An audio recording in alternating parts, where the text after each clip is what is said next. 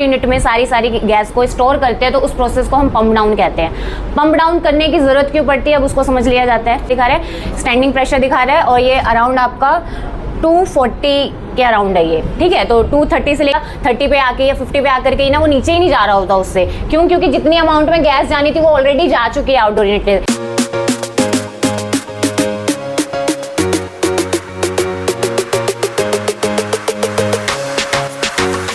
Hello friends, welcome to our YouTube channel. मैं Asha RSC trainer. आज की वीडियो में आपको सीखने को मिलेगा कि किस तरीके से इन्वर्टर स्प्लिट एसी के अंदर पंप डाउन किया जाता है।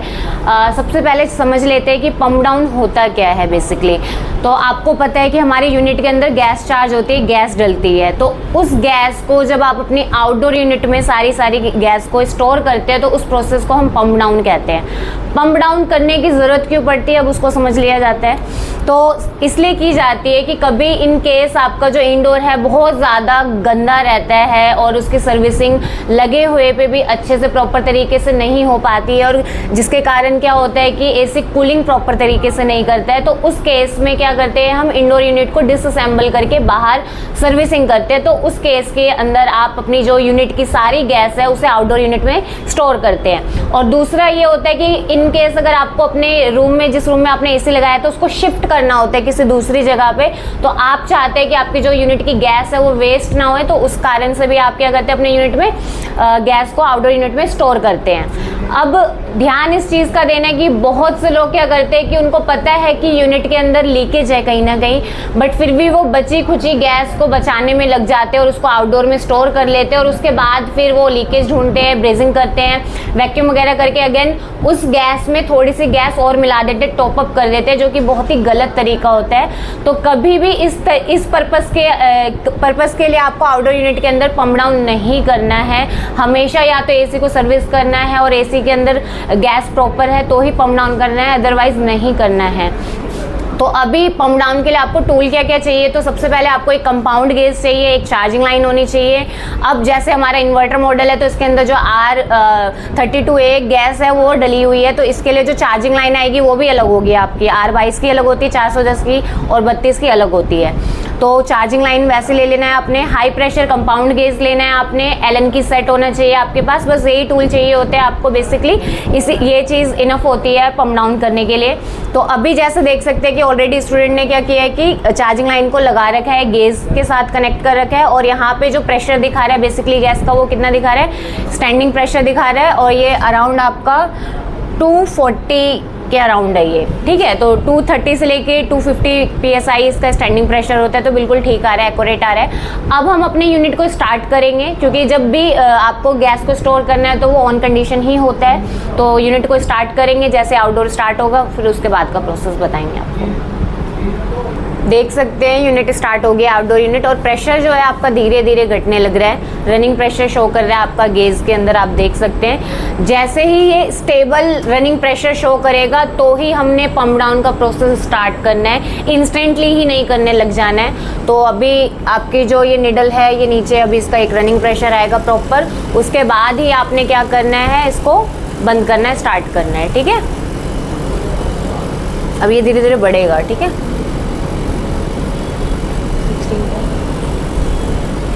आपने एलन की कौन से नंबर की लेनी है, तो 4-5 नंबर की लगती है, आपको देख लेना है। कई बार एक ही नंबर की एलन की लगती है दोनों पे, डिस्चार्ज वॉल्व और सक्शन सर्विस वॉल्व पे, बट कई बार क्या होती है 4 और 5 नंबर की लगती है, तो आपको वो चीज़ पहले ही देख लेना है। उसके बाद आपने क्या करना है, जब एक स्टेबल रनिंग प्रेशर आने लग जाए तो आपको यूनिट में गैस कैसे कौन सा वॉल्व बंद करना है, सबसे पहले डिस्चार्ज वाला, ठीक है। डिस्चार्ज वाले वॉल्व को जैसे ही आप बंद करेंगे, क्योंकि इंडोर और आउटडोर की हमारी बीच की दूरी क्या है, ज़्यादा नहीं है, डिस्टेंस ज़्यादा नहीं है, तो उस कंडीशन में क्या होगा, जो प्रेशर है, जो गैस है वो बिल्कुल तेज़ी से खींचेगा कंप्रेशर, तो instantly with in second, may be 30 second भी ना ले, ठीक है, विद इन सेकेंड ये पूरी सक कर लेगा।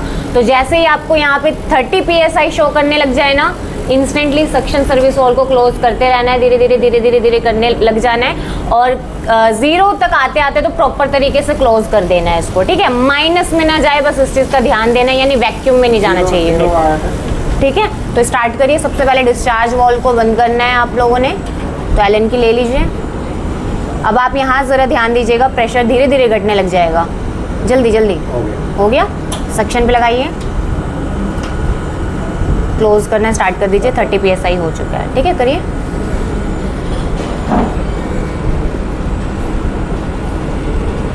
हो गया, पूरी तरीके से क्लोज कर दीजिए।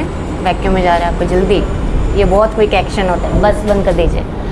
और एक जो भी आपके साथ टेक्नीशियन होगा, अदर टेक्नीशियन, उसको इंडोर यूनिट के पास रखना है। अगर कनेक्शन इंडोर से है तो उसको आप फिर बोलेंगे, जैसे ही आप यहाँ पंप डाउन कर लेंगे तो ऑन कॉल रह करके आप उनको बताएंगे कि अब आप यूनिट को ऑफ कर दीजिए, ठीक है। तो इस तरीके से आपको पंप डाउन किया जाता है। और वैक्यूम में क्यों नहीं जाना चाहिए उसको समझ लेते हैं, क्योंकि वैक्यूम में जैसे यूनिट जाता है तो वो ऑयल वगैरह, रस्टिंग वगैरह को भी सक कर लेता है, जिससे कंप्रेशर की एफिशिएंसी डाउन हो जाती है, उसकी कार्य क्षमता कम हो जाती है। तो इसलिए कोशिश यही करनी है कि 0 तक आते आते पूरा क्लोज करना है। अब एक और चीज़ यहाँ समझने वाली है कि पंप डाउन हम लोग नॉर्मली तो कर लेते हैं, अगर इंडोर टू आउटडोर की जो बीच की दूरी है वो नॉर्मल रहती है, बट कई केसेस ऐसे होते हैं जिसमें इंडोर टू आउटडोर आपके यूनिट बहुत दूर दूर तक लगते हैं, बहुत डिस्टेंस में होते हैं, और उस कंडीशन में जो गैस आप चार्ज करते हैं वो भी ओवर चार्ज करते हैं। तो ओवर चार्ज करने के जब हो जाती है और उस कंडीशन में आप जब पंप डाउन करते हैं तो आपको क्या होता है कि वो प्रेशर 0 तक आता ही नहीं है, वो शायद 20 या 30 पे आके या 50 पे आकर के ना वो नीचे ही नहीं जा रहा होता उससे। क्यों? क्योंकि जितनी अमाउंट में गैस जानी थी वो ऑलरेडी जा चुकी है आउटडोर यूनिट के अंदर, अब उससे ज़्यादा वो उसकी क्षमता नहीं है। तो उस कंडीशन में आपको ये समझना है कि जो बची हुई गैस है वो फिर वेस्ट करनी ही पड़ेगी आपको।